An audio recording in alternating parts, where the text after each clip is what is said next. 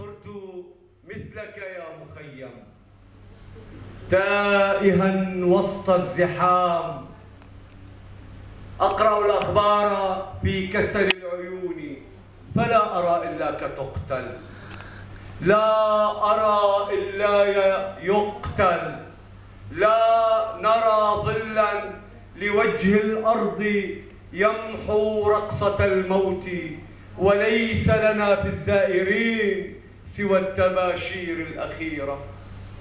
يا مخيم، لم تعلمنا المدينة كيف نخترع الكلام، وكيف نمشي في الجنازات حفاة الرأس صوب مقبرة الذين تنازلوا طوعا عن الروح فماتوا طيبين.